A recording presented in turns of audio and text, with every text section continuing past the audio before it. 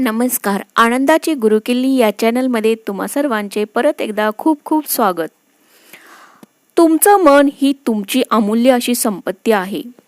या संपत्तीचा उपयोग तुम्हाला तेव्हा करता येईल जेव्हा तिचा वापर कसा करायचा हे तुमच्या लक्षात येईल. मनाचे दोन स्तर असतात, एक अंतर्मन व दुसरे बाह्यमन. आपल्याला सतत काही ना काही विचार करायची सवय असते. आपण आपल्या बाह्यमनात सतत काही ना काही विचार करत असतो. हेच विचार आपल्या न कळत आपल्या अंतर्मनात झिरपत असतात व त्या विचारणारूप अंतर्मन आपली परिस्थिती निर्माण करतं. आपलं अंतर्मन हे सृजनशीलतेचं प्रतीक आहे. तुम्ही जर सतत चांगले विचार करण्याची क्रिया केली तर त्याच्या प्रतिक्रियानुरूप तुम्हाला चांगले फळ मिळेल व नकारात्मक किंवा वाईट विचार केला तर त्याची प्रतिक्रिया देखील नकारात्मकच मिळेल. इतक्या साध्या व सरळ पद्धतीने मनाचं कार्य चालतं. अत्यंत महत्त्वाचा मुद्दा म्हणजे आपल्याला अंतर्मनानं एखादा विचार स्वीकारला की तो लगेच अंमलात आणायला ते सर्व शक्तीनिशी कार्याला सुरुवात करतं.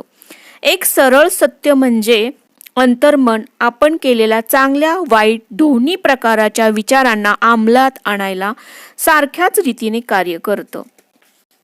या नियमानुसार जर आपण नकारात्मक विचार केले तर आपल्याला अपयशाला उत्पन्न करण्यास आपलेच नकारात्मक विचार कारणीभूत ठरतील. जर आपण नेहमीच सकारात्मक, विधायक, रचनात्मक विचार केले तर आपण नेहमीच आरोग्य, सुख, संपन्न व आनंददायी जीवन जगू शकतो. यशाची अनुभूती आपल्याला आल्यावाचून राहणार नाही. तुम्हाला मनाची शांती आणि निरोगी शरीर तेव्हाच प्राप्त होतं जेव्हा तुम्ही सकारात्मक विचार करायला जाणीवपूर्वक प्रयत्न करू लागता. तुम्ही प्रकर्षाने केलेले विचार, मग तो कुठलाही असो, त्याची तीव्रता लक्षात घेऊन तुमचं अंतर्मन तो विचार स्वीकारतं आणि त्यानुसार कृती करायला सुरुवात करतं. तुम्ही तुमच्या अंतर्मनाला तुमचे विचार स्वीकारायची सवय लावली तर तुमचं अंतर्मन तुम्हाला सुख, समृद्धी, ऐश्वर्य, आरोग्य आणि शांती प्रदान करेल. तुम्ही फक्त आज्ञा करा आणि तुमचं अंतर्मन पूर्ण निष्ठेनं त्याच्यावर कार्य करून तुम्हाला तुम्ही त्याला दिलेली आज्ञा पाळेल. तुमच्या मनाचा नियम तुम्हाला मिळणारी अंतर्मनाची प्रतिक्रिया ही तुमच्या बाह्यमनातील विचारावर आधारित असते. मानसशास्त्रज्ञ आणि मनचिकित्सक यांच्या मताप्रमाणे जेव्हा तुमच्या अंतर्मनाकडे विचार पाठवले जातात तेव्हा त्याचे ठसे मेंदूच्या पेशीवर उमटतात. अंतर्मनानं एखाद्या विचाराचा स्वीकार केला की लगेच तो विचार अंमलात आणायला ते सिद्ध होतं.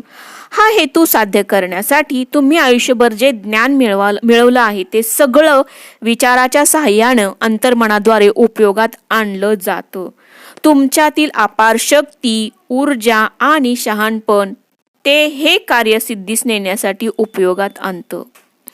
इथे लक्षात ठेवण्यासाठी महत्त्वाची गोष्ट अशी की अंतर्मन व बाह्यमन ही दोन वेगवेगळी मन नसून ती एकाच मनाची कार्य करण्याची दोन भिन्न क्षेत्र आहेत. तुमचं बाह्यमन हे तार्किक मन आहे. त्याचा वापर तुम्ही घर निवडताना, कपडे निवडताना, एखादा पुस्तक निवडताना करता. एकीकडे तुम्ही तुमचे सर्व छोटेच नाही तर खूप मोठे निर्णय तुमच्या बाह्यमनाच्या मदतीने घेता, तर दुसरीकडे जाणीवपूर्वक कोणतेही निर्णय न घेता तुमचं अंतर्मन तुमच्या शरीराचं कार्य उत्तम प्रकारे चालवत असतं, जसं की हृदयाचं कार्य, रक्तभिसरण, पचनक्रिया इत्यादी. तुम्ही प्रकर्षाने अथवा तीव्रतेने केलेला कुठलाही विचार तुमचं अंतर्मन स्वीकारतं. तुमच्या बाह्यमनासारखं ते त्या विचारावर तर्क वितर्क करण्यात वेळ घालवत नाही, तसंच त्या विरोधात वादही करत नाही. तुमचं अंतर्मन हे अशा जमिनीसारखं आहे जी चांगल्या वाईट सर्व प्रकारच्या बियांचा स्वीकार करते. लक्षात ठेवा, तुमचे विचार चांगले आहेत की वाईट, खरे आहेत की खोटे हे सिद्ध करण्याच्या भानगडीत तुमचं अंतर्मन पडत नाही.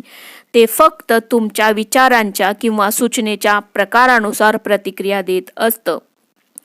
उदाहरणार्थ, जर तुमच्या बाह्यमनाने एखादी गोष्ट खरी मानली, जरी ती खोटी असली तरी तुमचं अंतर्मन त्या गोष्टीचा सत्य म्हणून स्वीकार करेल व त्यानुसार परिणाम देऊ लागेल, कारण तुमच्या बाह्यमनाने त्या गोष्टी सत्य मानल्या आहेत. त्यामुळे तुम्ही दैनंदिन आयुष्यात जो विचार करता तो सकारात्मक करा, म्हणजे तुमच्या आयुष्यात सकारात्मक बदल होतील आणि आयुष्य आनंदाने जगू शकाल. धन्यवाद.